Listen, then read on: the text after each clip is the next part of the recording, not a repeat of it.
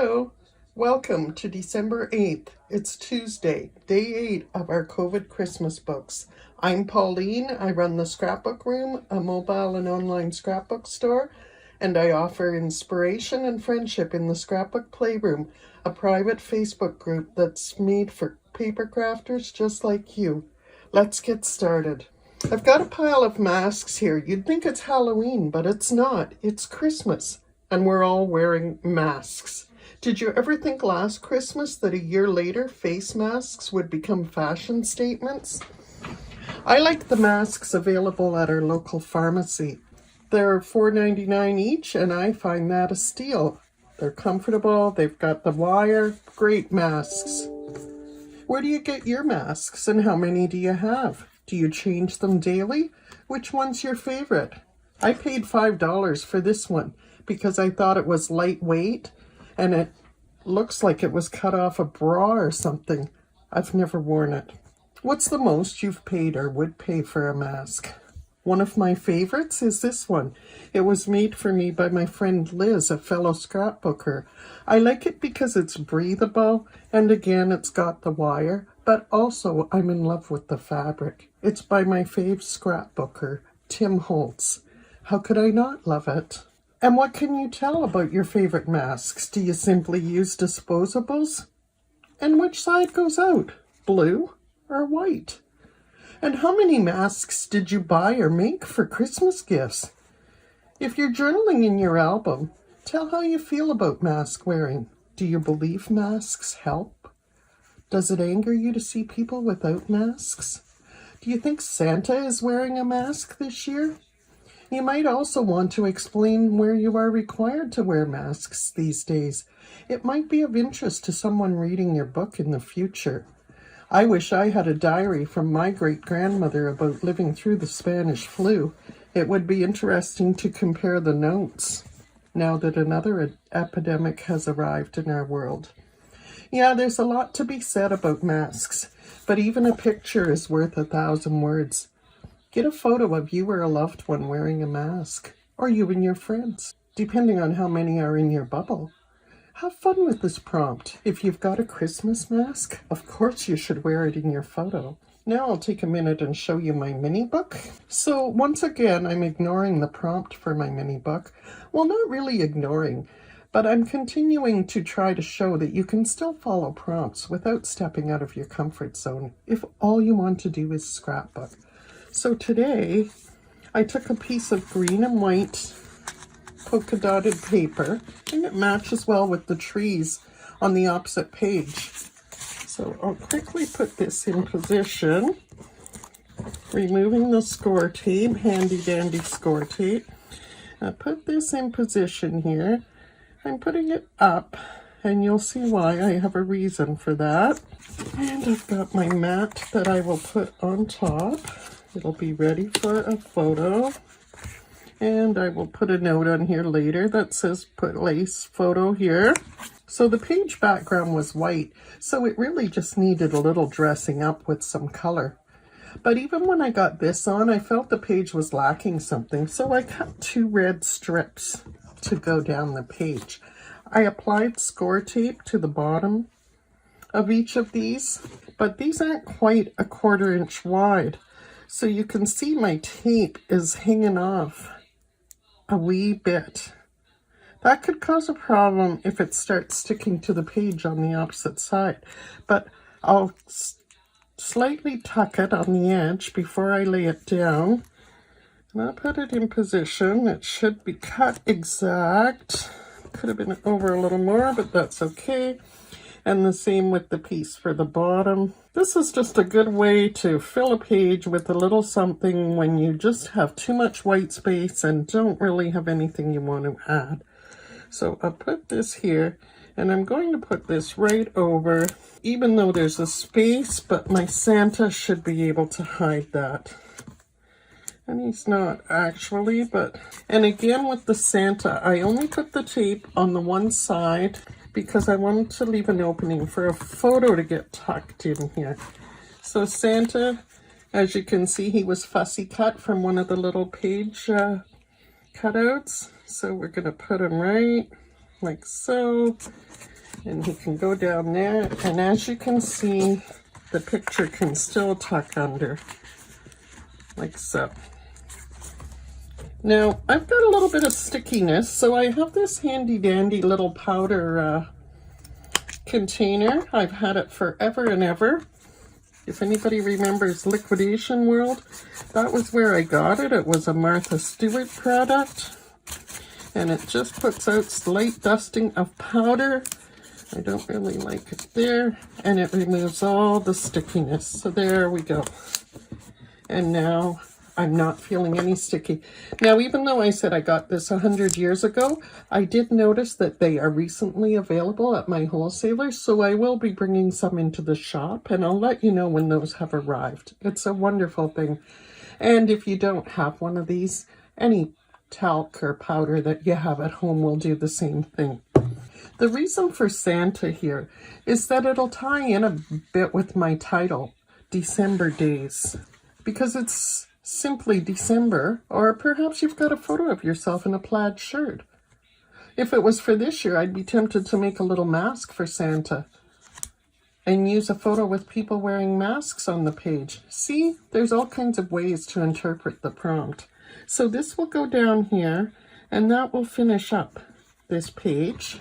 I also remembered that I had this pack of December planner stickers, and I decided the numbers would work great on my page. So I have been cutting those up. I'll do a quick flip to show you. 1, 2, 3, 4, 5, 6, 7. The color red was not exactly the red I have, but I think it blends in fairly well. I have this one here, and I'm going to tuck it in there, and it'll be easily on the page. And now we'll go over to my album for a quick second. For my album, Liz gave me some scraps from the mask fabric. First, I sewed this one together to make a little ruffle, but I decided I really didn't want that much bulk in this album. So I'm thinking I'll maybe use this piece and make a little pocket at the bottom of the page here. This will work perfectly. I'm also going to downsize on this picture, and I'd like to get a picture of me wearing my mask with this fabric to put beside, and I may stick these instructions on how to make a mask in the page. So that will take care of my page. Now I have to go and get a photo of me in a mask, and I'm going to tell you about that in today's tips. Welcome back. We're going to talk about selfies a bit, and I'm not talking about Canon selfie printers. Of course, you do know that a selfie is a photo you take of yourself, right? Have you ever done it? Do you struggle with it? We all do. We also tend to hate photos of ourselves, so when we're taking them ourselves, I think we become even more critical. But think about this. If you're taking the selfie, you can just keep taking it until you get one you actually like. Now, you could set your camera up on a little tripod thingy like this and use a timer or a remote to take your photo. But we're not talking about a camera. We're talking about our cell phone or tablet photos. The tablet is harder to hold on to, but there might be times you can prop it up somewhere and use the timer. Take a little time to learn how to use the camera features on your phone or tablet. And there should be instructions either in your phone or your friend Google has them.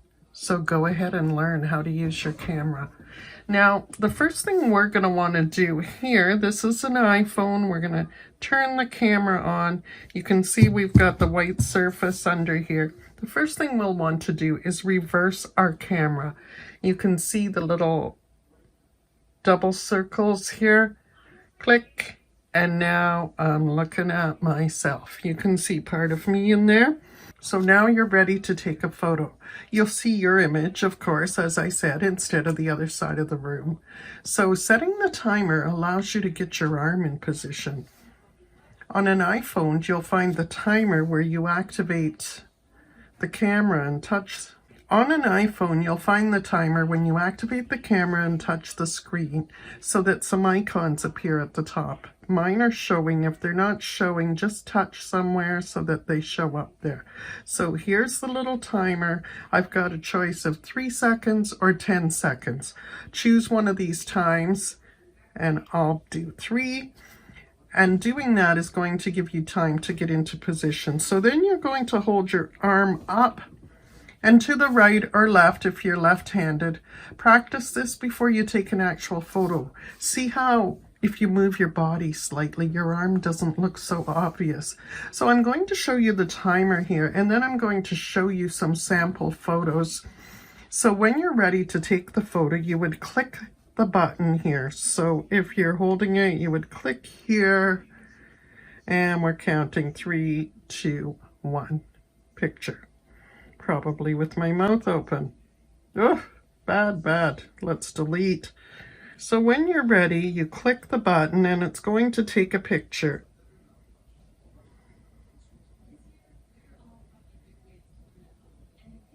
And there we go. Not the best, but it's there. But I'm going to delete that photo anyway. But if, like me, you hated that photo, just keep trying. It does get easier. Tilt your head to hide a double chin. Wait, you're wearing a mask. Your double chin should be hidden. So let's look at some samples here. So here's a picture of me with my arm stretched out. You can see my arm here, obviously taking my own photo.